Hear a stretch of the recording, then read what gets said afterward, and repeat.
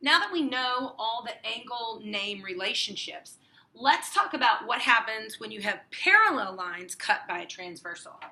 So if these lines are parallel, cut by a transversal, right here, again, this picture is not great, corresponding angles, remember angles 1 and angle 5, if these are parallel, I can say about corresponding angles that they are congruent. Corresponding angles are congruent. So if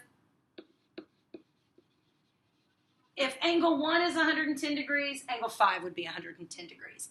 I can say that alternating interior angles, if they are parallel, are also congruent. Alternating exterior angles, when they're parallel cut by a transversal, are also congruent. Same side interior, so if you look here, angles 3 and angle 5, those will be supplementary. Supplementary angles, remember, add up to 180. And same thing with same side exteriors, 2 and angle 8, those would also be supplementary. Now remember, vertical angles, you have a lot of vertical angles here. Angle 1 and angle 4 are vertical, angle 2 and angle 3 are vertical, 5 and 8, and 6 and 7. Those are all vertical angles. And vertical angles, remember, they're always congruent. So vertical angles are always congruent, and angles that form a linear pair. So if you look here, 7 and 8 are a linear pair. 5 and 6 are a linear pair. 7 and 5 are linear. 8 and 6 are linear. 1 and 2 are linear pair. 2 and 4, 3 and 4, 1 and 3. Lots of linear pairs. That doesn't go away. And remember, linear pairs are always supplementary. So as we look at example 1, I can say if they're going to be congruent or supplementary, 3 and 5 are alternating interior, they are congruent. Angle 1 and 8, same side exterior, they are supplementary. I'm going to, for me, not for you, for me to shorten it, I'm going to put 180. 2 and 6 are congruent. For me, I'm writing the congruency symbol, not you. Angle 1 and angle 7, alternating exterior, those are congruent. Angle 4 and angle 5, same side interior, those are supplementary. 3 and 7, those are congruent to each other. 5 and 6, that's a linear pair, those are supplementary. And 2 and 4 are vertical, so vertical angles are congruent. Do you see how that relationship exists? If not, I know I've seen you in tutoring.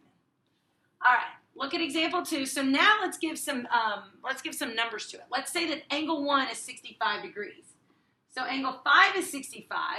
So then angle 2, that's a linear pair. So if that's 65, angle 2 has to be what? 125?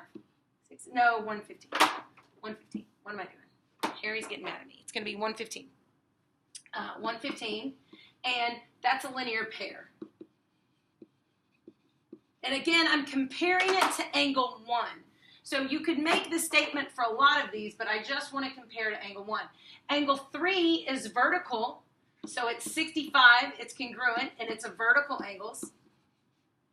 Angle 4, this is a linear pair, so it's going to be 115, and that's a linear pair.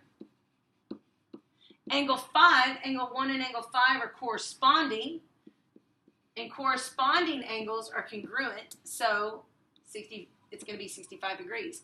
Angle 1 and angle 6 are nothing, so I have to prove it another way. So if angle 1 and angle 5 are congruent, angle 5 and angle 6 are going to be linear, so I can say angle 5 is linear with angle 6.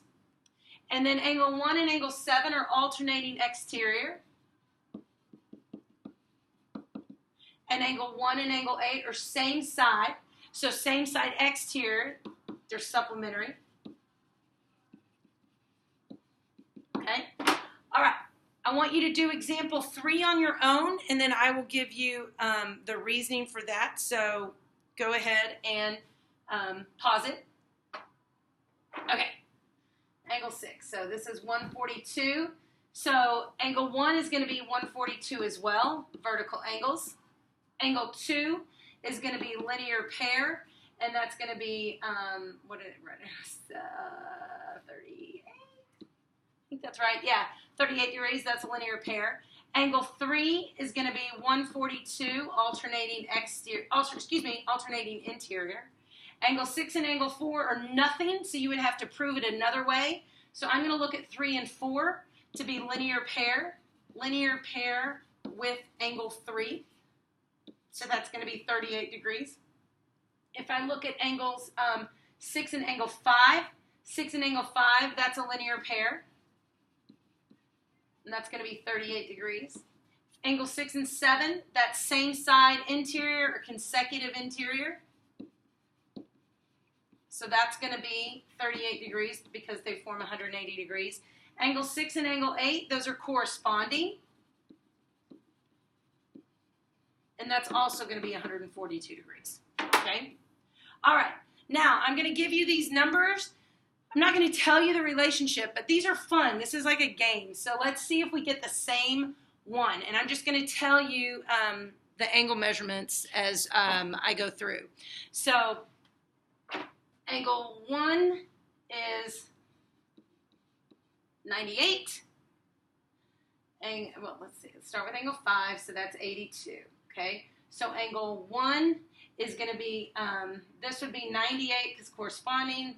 So I'm getting that. Angle 5 is 98. So these angles are either going to be 98 or 82. So angle 10 is going to be 82 because same side. Angle 1 is going to be, no. What am I doing? 90, yeah, 82.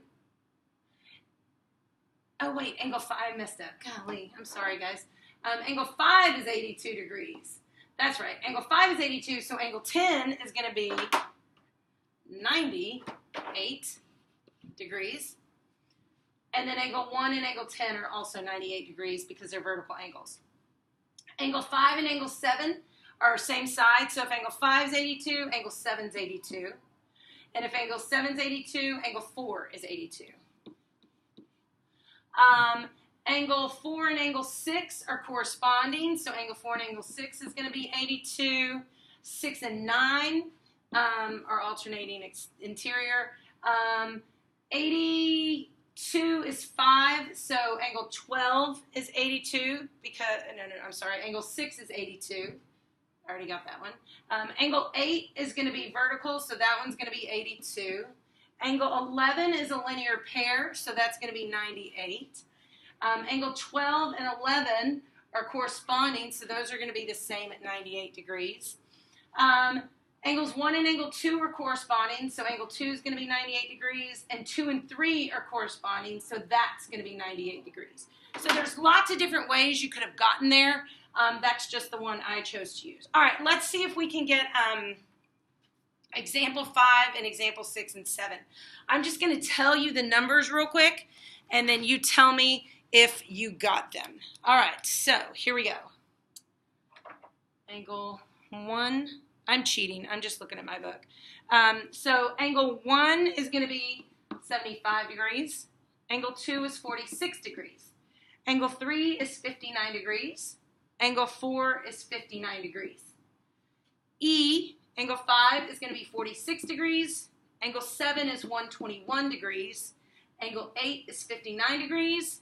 Angle 9 is 75 degrees. Angle 10 is 105 degrees. Angle 11 is 59 degrees. 13 is 105 degrees. And angle 14 is 75 degrees.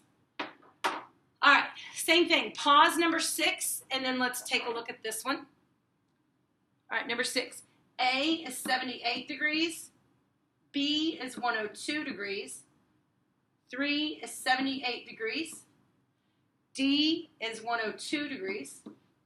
E is 38 degrees. F is 142 degrees. G is 142 degrees. H is 78 degrees. I is 78 degrees. J is 102 degrees. K is 38 degrees. L is 142 degrees. M is 38 degrees. And 16 angle 16 is 142 degrees. Hopefully you got those. All right, this is a fun one. Okay, so let's see if we get these. Remember, here are your givens, so I would write down my givens first. And then, let's see what we got. Ready? A is 86 degrees. B is 53 degrees. C is 86 degrees. D is 71 degrees. E is 109 degrees. F is 30 degrees. And G is 41 degrees. Did you get those? All right, if not, come and see me.